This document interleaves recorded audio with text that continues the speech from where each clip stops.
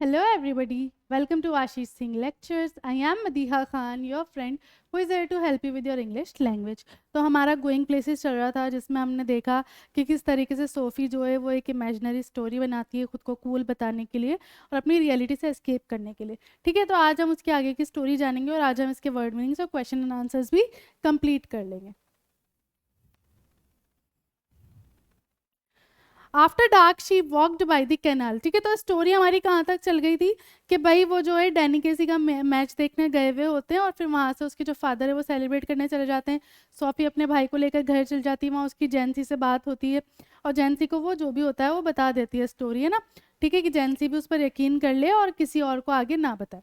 उसके बाद जैसा कि एज हर प्लान या जैसा कि वो बताती है जियोफ को कि डैनी केसी मुझसे मिलने वाला है, तो वो क्या करती है, वो जा रही होती है कैनाल की तरफ, एक पतली सी नदी होती है उस तरफ, along a sheltered path lighted only by the glare of the lamps. ठीक है, वहाँ मतलब अंधेरा हो रहा होता है और सिर्फ मतलब जो सिर्फ रास्ता होता है ना, वहाँ पर क्या हो रही होती है, आसपास वो स्ट्रीट लाइट्स लगी होती है ना, उनसे क्या होता है, बस रोशनी हो रही होती है। फ्रॉम द वाफ अक्रॉस द वाटर, है ना। और वो वहाँ कहाँ, वाफ क्या होती है, घाट। एक सेकेंड, वर्फ क्या होती है, घाट, है ना। घाट से होकर वो जो रोशनी हो रही होती है वो वहां जा रही होती है। And the unceasing drone of the city was muffled and distant. ठीक है, और वो चीज़ मतलब ना एक ऐसी जगह होती है वो जहाँ पर जो पूरे जो शहर की जो आवाज़ें होती हैं, जो हल्ला गुल्ला होता है वो नहीं हो रहा होता है, वो उस चीज़ मतलब वो सारी चीज़ें बहुत वहाँ धीमी और दूर लग रही होती हैं। It was a place she had often played in when she was a child. वो कौन सी जगह थी, वो जगह थी जहाँ पर सोफी जब छोटी थी तो खेला करती थी। There was a wooden bench beneath a solitary elm. Solitary एक का एक मात्र ना, अकेला एक वहाँ पर एम का ट्री था, है ना। एम क्या था, एक पेड़ होता है, वहाँ एक ट्री था, वहाँ पर बेंच लगी हुई होती थी, है ना। तो वो वहाँ पर होती है जहाँ पर कभी कभी कौन, लवर्स आते थे। She sat down to wait, वो वहाँ पर बेंच के पास बैठ जाती है और डैनी का वेट करती है। It was the perfect place, she had always thought so, for a meeting of this kind. उसको हमेशा ऐसा लगता था कि ये सबसे बेस्ट जगह है ना, जहाँ पर ऐसी मतलब डेट वाली मीटिंग वगैरह हो। For those who wished not to observe she knew he would approve. ठीक है, और मतलब है ना, ऐसे लोग जिन्हें मतलब जो ज़्यादा दिखना नहीं चाहते हैं ना, जिन्हें लोग नोटिस ना करें, तो उसे लगा कि डैनी को ऐसी जगह पसंद आएगी। For some while waiting she imagined his coming. अब वो थोड़ी देर वेट करती है और फिर वो इमेजिन करती है, ऐसा लगता है कि डैनी जो है वो आ रहा है। She watched along the canal seeing him come out of the shadows. वो देखती है कि भाई वो नदी से पार होते हुए जो है डैनी आ रहा होता है, मतलब उसकी सिर्फ परछाई उसे दिखती है। Imagining her own consequent excitement, और वो क्या हो रही होती है, बहुत ज्यादा उत्सुक हो रही होती है। Not until some time had elapsed did she begin balancing against this the idea of is not coming. फिर क्या होता है, वो थोड़ी देर जब वेट करती है, थोड़ा और टाइम निकल जाता है, तो उससे मतलब है ना, अब क्या होता है, खुद ही पे डाउट होने लगता है कि भाई डैनी आएगा भी कि नहीं आएगा। Here I said, she said to herself wishing Danny would come. और अब वो खुद से ही बात कर रही होती है कि मैं यहाँ बैठी हूँ, है ना, और यहाँ मैं इच्छा कर रही हूँ कि डैनी जो है वो आएगा। Wishing he would come in sensing the time passing. I feel the pangs of doubt stirring inside me. लेकिन अब मुझे खुद पर ही जो है शक हो रहा था। I watch for him but still there is no sign of him. मैं यहाँ पर उसका इंतजार कर रही हूँ लेकिन अभी तक उसका कोई नामो निशान नहीं है। I remember Geoff saying he would never come. मुझे याद आ रहा था कि जियोफ ने बोला था कि डैनी नहीं आएगा। And how none of them believed me when I told them. और कैसे मुझ पर कोई भी जब यकीन नहीं कर रहा था, है ना, जब मैंने उन्हें ये बात बताई थी। I wonder what will I do. मैं सोच रही थी कि मैं क्या करूंगी। What can I tell them now if it doesn't come. मैं घर पर जाकर सबको क्या बोलूंगी कि भाई अगर डैनी नहीं आया तो। But we know how it was Danny and me, that's the main thing. लेकिन हमें ये भी तो पता है कि डैनी और मेरा केस कैसा है, तो वो आएगा ज़रूर।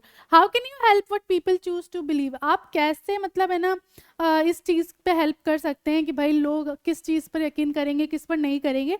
ये चीज़ आपके हाथ में नहीं है. But all the same it makes me despondent this knowing I will never be able to show them that they are wrong to doubt me. लेकिन उसी टाइम मुझे जो है काफ़ी उदास भी फील हो रहा था कि मैं लोगों को बता नहीं पाऊंगी कि वो गलत थे जो वो मुझ पर डाउट कर रहे थे, कि मैं झूठ बोल रही हूँ, ये सारी बातें. She waited measuring in this way the changes taking place in her. है ना, आप वो वेट कर रही होती है और ये सारी चीज़ें सोच रही होती है, तो उसके अंदर कुछ चेंजेस आ रहे होते हैं. Resignation was no sudden thing, now I have become sad she thought. अब वो जो है खुद से ही सोचने लगती है कि मैं उदास हो रही हूँ, and it is a hard burden to carry this sadness. और ये उदासी जो है वो काफ़ी बोझ लग रही है मुझे. Sitting here waiting and knowing he will not come, I can see the future and how I will have to live with this burden. और यहाँ पे मैं बैठी हूँ, वेट कर रही हूँ, मुझे अब लग रहा है कि वो नहीं आएगा. मैं फ्यूचर देख पा रही हूँ और मुझे अब ये जो बोझ है इसके साथ पूरी लाइफ बितानी पड़ेगी. They of course will doubt me as they always doubted me. वो जो है मुझ पर डेफिनेटली शक करेंगे जैसे वो हमेशा मुझ पर शक करते थे. But I will have to hold my head remembering how it was. लेकिन मुझे जो है उस चीज़ को याद रखना है कि कैसे था. Already I envisaged the slow walk home. Envisaged करना, कल्पना करना है ना फ्यूचर की लेके, कि मैं ऑलरेडी जो है सोचती सोचती घर की तरफ बढ़ रही थी.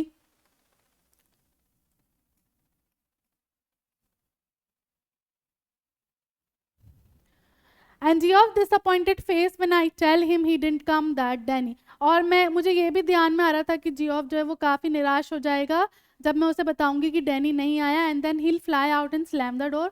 और फिर वो दरवाज़ा ज़ोर से बंद करके बाहर भाग जाएगा. But we know how it was, I shall tell myself Danny and me. लेकिन वो बार बार जो मतलब खुद को रीअश्योर कर रही होती है कि नहीं नहीं डैनी आएगा, क्या ऐसा ही था, डैनी ने मुझसे बोला था. मतलब वो अभी भी कोशिश कर रही है खुद पर यकीन करने का, जबकि अब उसे धीरे धीरे रियलिटी दिख रही थी. It is a hard thing this sadness. She climb the crumbling steps of the street. अब वो जो है क्या बोलते हैं, वो कहती है बहुत उदास लग रहा है मुझे, ये अच्छा नहीं है. और अब वो स्ट्रीट की तरफ आ जाती है. Outside the pub she passed her father's bicycle against the wall and was glad. अब वो जब स्ट्रीट से जा रही होती है तो वो देखती है कि पब के बाहर उसके पापा की बाइसिकल अभी भी खड़ी है और वो थोड़ा खुश हो जाती है. He would not be there when she got home. जब वो घर जाएगी तब उसके फादर घर पर नहीं होंगे. Excuse me but aren't you Denny Casey coming through the arcade. She pictured him again outside Royce. अब वो जब स्ट्रीट होके जा रही होती है, रॉयस विंडो से निकल रही होती है, तो वो फिर से वही चीज़ इमेजिन कर रही होती है ना, कि भाई डैनी से मैंने ऐसे बोला था कि एक्सक्यूज मी तुम डैनी कैसी हो ना. और वो यही सारी चीज़ें वापस से इमेजिन कर रही होती है. He turns reddening slightly. और वो हल्का सा जो है रेड हो जाता है शाय होने की वजह से. Yes that's right.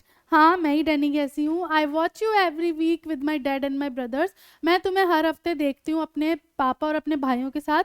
We think you are great. हमें लगता है कि तुम बहुत अच्छा खेलते हो. Oh well now that's very nice. और डैनी जो है वो मुझे ऐसे ही बोलता है कि ये तो बहुत अच्छी बात है. I wonder would you mind signing an autograph. मैं सोच रही थी कि आप मतलब एक ऑटोग्राफ दे देंगे मुझे. His eyes are on the same level as your own. His nose is freckled and turns upward slightly, and when he smiles, he does so shyly, exposing teeth with gaps between. उसकी eyes बिल्कुल मेरे ही level पे थी. उसकी जो knows है उस पर फ्रैकल्स थे. फ्रैकल्स क्या होते हैं, ऐसे देखा होगा कभी आपने इंग्लिश में के ना, ऐसे दान ऐसे होते हैं, धब्बे धब्बे होते हैं यहाँ पे ब्राउन ब्राउन कलर के ना, छोटे छोटे. वो फ्रैकल्स होते हैं. और वो जब हंसता था तो वो ऐसा हंसता था कि उसके दांतों का गैप दिखता था. His eyes are green and when he looks straight at you they seem to shimmer. उसकी आंखें हरी हरी थी और जब वो तुम्हारी तरफ देखता है तो ऐसा लगता था कि उसकी आंखें चमक रही हों. They seem gentle almost afraid like a gazelle. और वो इतनी जेंटल लगती थी जैसे कि किसी हिरन की आईज हों. And you look away, you let his eyes run over you a little, and then you come back to find them slightly breathless. And he says, I don't seem to have a pen at all. ठीक है. अब फिर वो कहता है कि मेरे पास जो है पेन नहीं है. You realize you haven't either. और तुम्हें भी याद आता है कि तुम्हारे पास भी नहीं है. My brothers will be sorry you say. और तुम कहती हो कि मेरे ब्रदर्स जो हैं वो बुरा फील करेंगे. And afterwards you wait there alone in the arcade for a long while. और उसके बाद तुम जो है आर्केड में काफ़ी देर वहाँ खड़े होकर भी वेट करती हो. Standing where he stood. वहीं पर खड़ी होती हो जहाँ पे तुमने डैनी को इमेजिन किया था. Remembering the soft melodious voice, the shimmer of green eyes. उसकी आवाज़ याद कर रही होती हो, उसकी आंखें याद कर रही होती हो. No taller than you, no bolder than you. ना ही वो तुमसे लंबा था, ना ही वो तुमसे मोटा था.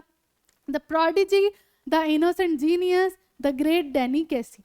And she saw it all again last Saturday, saw him ghost past the lumbering defenders.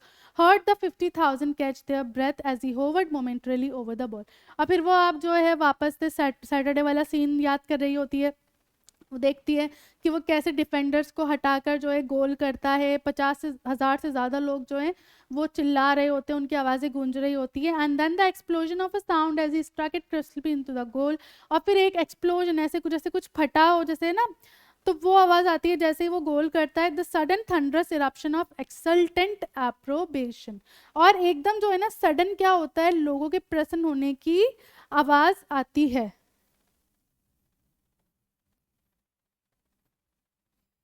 ठीक है, तो वो ये सारी चीजें यहाँ सोच रही होती है और यहीं पर आपकी स्टोरी जो है खत्म हो जाती है। तो अब यहाँ पे क्या होता है कि अब उसे खुद भी डाउट होने लगता है खुद पर कि ये सब चीजें मैं इमेजिन कर रही होती है, तो ऐसी बस एक स्टोरी है, इसमें कोई मोरल वगैरह नहीं है। अब इसके वर्ड मीनिंग्स देख लो, फिर इसके क्वेश्चन एंड आंसर्स करेंगे हम।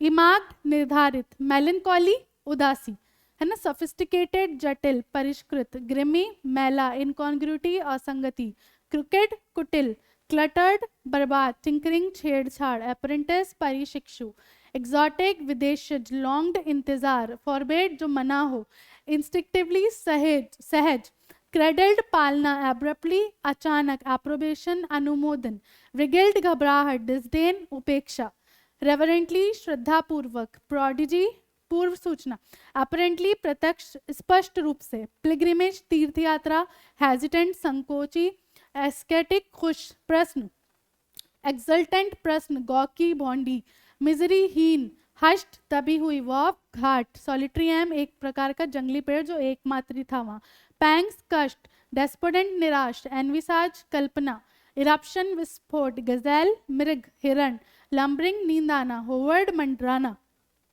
अब इसके क्वेश्चन एंड आंसर्स देखो। Where was it most likely that the two girls would find work after school, है ना भाई, क्या था कि भाई जब इनका स्कूल खत्म होगा तो ये दोनों कहाँ काम करेंगी, सबसे ज्यादा चांसेस कहाँ काम करने के थे वो बताने। तो Sophie and जेंसी would soon pass out of their school, Sophie और जेंसी जो है वो कुछ ही महीनों में स्कूल से पास करने वाली थी। Only a few months were left, कुछ ही महीने रह गए थे। Jansie knew very well that both of them were earmarked for biscuit factory, Jansie को बहुत अच्छे से पता था कि वो दोनों जो हैं बिस्किट फैक्ट्री में काम करने के लिए ऑलरेडी निर्धारित कर दी गई हैं। What were the options that Sophie was dreaming of? क्या क्या ऑप्शंस थे जो सोफी ड्रीम कर रही थी, इमेजिनेशन कर रही थी, इमेजिन कर रही थी? Why does Gen Z discourage her from having such dreams? और Gen Z जो है वो उसे रोकती क्यों है इस तरीके के ड्रीम्स देखने से? Sophie wanted to open a boutique. She also wanted to become an actress and have the boutique as a side business. Sophie को बुटीक खोलना था, या फिर वो सोचती कि मैं हीरोइन बन जाती हूँ और साइड में जो है बुटीक खोल लूंगी। But Jancey is a realist, Jancey real life में जीती है, and she wanted Sophie to be sensible, और वो चाहती थी कि सोफी जो है थोड़ा सेंस के साथ बात करे, रियलिटी में बात करे। Why did Sophie wriggle when Geoff told her father that she had met Danny Casey? Sophie जो है वो घबरा क्यों जाती है जब जियोफ उसके फादर को बताता है कि सोफी डैनी केसी से मिली थी।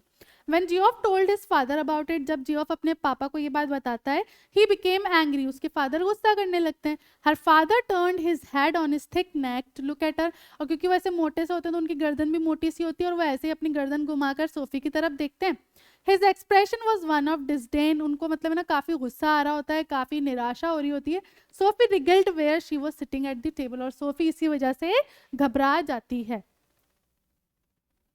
Does Geoff believe what Sophie says about her meeting with Danny Casey? आपको क्या लगता है कि जियोफ जो है वो सोफी पर यकीन करता है जब वो बताती है कि वो डैनी केसी से मिली थी?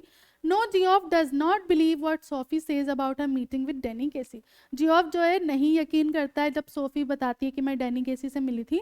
He looked at her abruptly, और वो एकदम मतलब होता है ना एकदम कहते हैं ना अचानक ऐसे देखता है अमेजमेंट के साथ। He said it's never true, ये सच नहीं है। So he doesn't seem to be convinced that Sophie met Danny Casey, और इन्हीं सारी बातों से हमें लगता है कि वो नहीं मान रहा था कि सोफी डैनी केसी से मिली है। Does her father believe her story, क्या उसके फादर को उसकी स्टोरी पर यकीन था? No, Sophie's father does not believe her story, उनको भी यकीन नहीं था।